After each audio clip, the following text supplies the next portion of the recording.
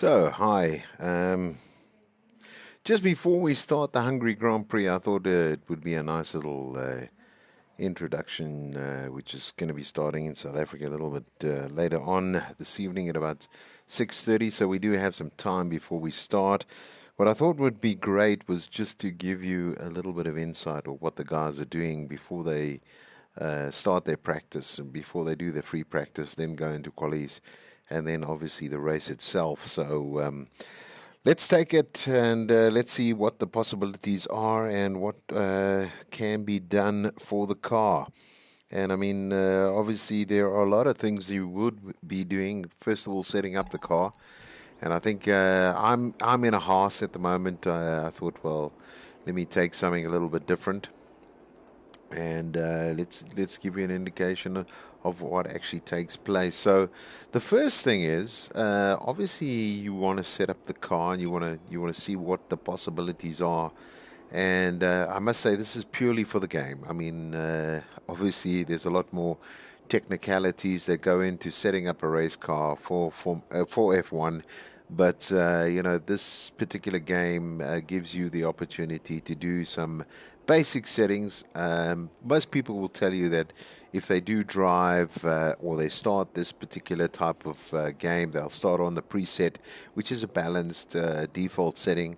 And basically, this gives you the speed as well as the downforce, as you can see on the arrow above the car.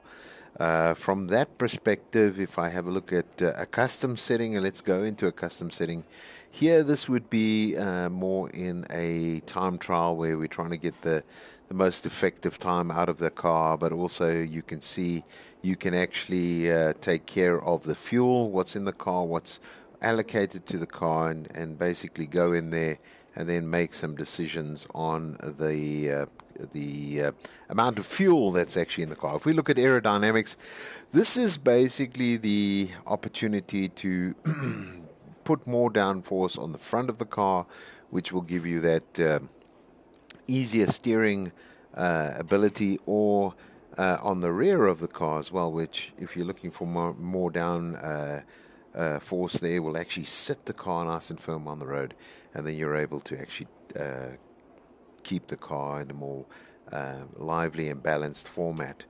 If we have a look at some of the settings that we've got from the throttle adjustment on and off, I mean, there you go, 50, which is basically unlock, and 100 would be locked.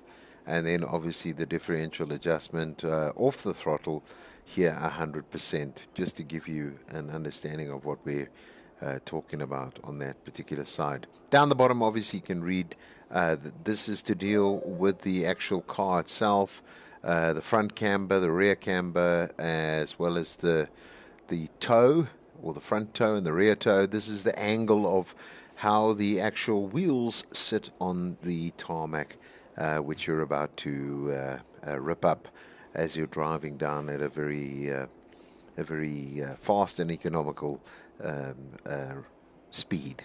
Let's put it that way. If we look at the suspension, this obviously plays a big part. This is how the car operates. Is it soft on the road, which means it would actually be there would be a lot of movement on the car, or is it really, really almost on the chassis where it's really flat and seated on that particular motor vehicle? And if we have a look at the brake pressure, this is on the front.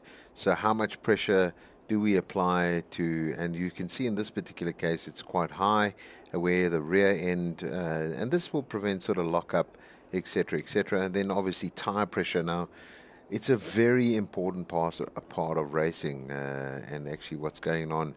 So if we have a look at what's actually available from the tire perspective, that would, the tires would be, if they're a little bit softer, they obviously have more surface area on the road, which obviously makes things a little bit easier for grip, etc., etc. And this could depend depending on the temperature. Is it a fine day? Is it an overcast day? Is it a rainy day? And obviously you would look at that tire pressure and get that sort of right in the scope of things. If we have a look at the weight distribution, do we want more weight in the front of the car from a ballast point of view, and or more in the rear?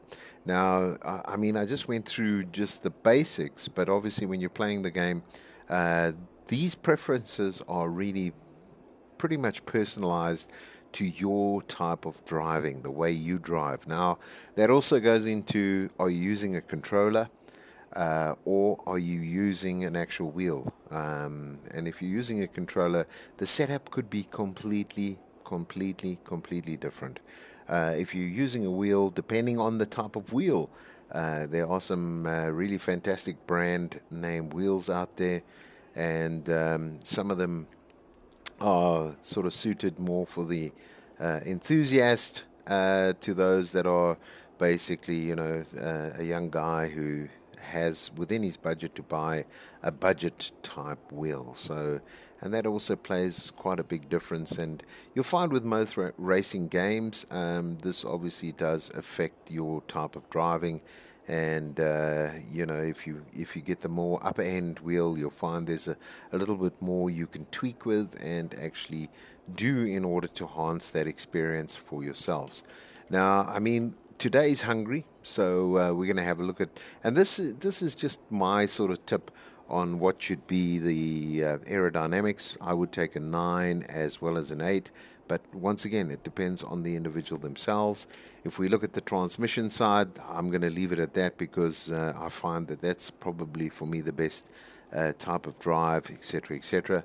And then from a suspension point of view, the camber, which is the angle of the actual wheels. So if you're looking from the top of the car and then you want to see where the angles are, this obviously gives you, how much play you've got in keeping those wheels either directly at 180 degrees, or you're sort of tilting them in a little bit or tilting them out, and that will obviously affect the driving. And you can see there it's minus 3 degrees, minus 1.5 degrees, and then 0.09 degrees, and then 0.32. So that basically gives you that. If we look at the suspension side, we've got a 7, a 3 is 7, 4, 2, 3. And I find this is actually quite a nice drive, and it obviously personally, I just find it's a great drive on that. And then if we go to braking, I prefer a little bit more braking in the front than on the rear. I think the stability is there for me, and that obviously helps me drive a little bit better. And then from a tire pressure, as I said, tire pressure plays an important part. You can see there on the fronts, we have them a little bit harder than on the rear. And the rear is obviously where all the power is coming from, so you want to make sure that there is sort of a greater surface area on the back end to make the car go a little bit faster. Now, everybody knows within my particular group, I'm not the quickest guy. However, we've got guys that are using this particular setup. I'm not going to mention who they are, but they're using the setup, and they seem to be extremely faster than some as they're driving around. So really, some of the advantages you have there. And then the distribution is 7, and you'll find that nearly every single track, I think there's one track where you need to go a little bit higher, or two tracks you need to go a little bit higher in the F1 2017, which obviously makes things a lot better for them. And obviously the weight distribution right in the front, and this obviously will support you going around corners a lot faster, etc., etc. Now, today's race is actually in Hungary, and I thought what I'd do is just take a slow drive around just to give you some nitbits and some hints around what's going on around the track before we start the Grand Prix this evening. And then we can start off with a flying lap. And as you can see, I just need to get my feet on the actual. I'm using a wheel, a Thrustmaster T300, and that's basically where I am. I've got super softs on, and let's see. I've got no assists on, so I could lose it quite wildly. There's somebody in front of me already, as you can see, but just really down into this right hand over here. Now this does get a little bit tricky on the wrong gear. trip that gear. Didn't go too well. So here we're coming down into a left, and I've actually left the track line on just to give you an indication of exactly how what you can do or what is done for you in this particular spec. There we go. I lost a little bit. Too fast, too quick on that particular declining hill. And then right down here, we're going to come into some S's. And you can see we're going to come around, and then it's really deep in, gear down. Try and keep it flat out through this section. And then straight down under the Emirates boards. Oh, and I've lost it. Totally lost it. So, not the best driving from my side. But obviously with this type of setup, the potential is to do about a 118. And I mean, that's pretty close to some of the top guys, I would say, in our region. I know that some of the guys have done a lot faster than 118, but I mean, that just gives you an indication of 118 is pretty much there. Go in valid lap. So I mean, I could do this until I get a valid lap, but you will find that, you know, just following the line, and I've done it again, and a lot of fun. I'm looking like an absolute nincompoop at the moment, but just to give you some indication of what the track is going to be like today. And we're going to be starting up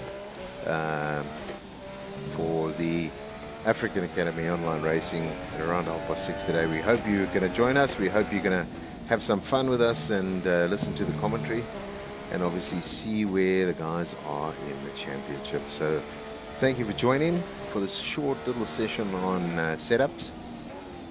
I don't think I've proven anything because my driving is not as good as the other boys, but just to give you an indication of what actually happens on behind the scene and what takes place.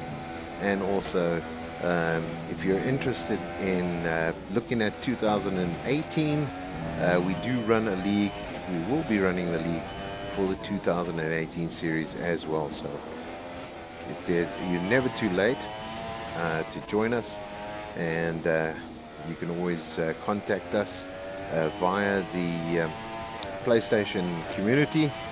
And I must say that we're getting closer and closer to no assists, and I'm sure that's going to be exciting for some of the guys I know who are already interested in joining us on the no assists Formula One season here on the African Academy Online Racing. So we'll see you just now with the practice session, as well as the full the 30-minute quali, or short quali as it's called, and then we'll also do a race for the evening. So we hope to see you soon.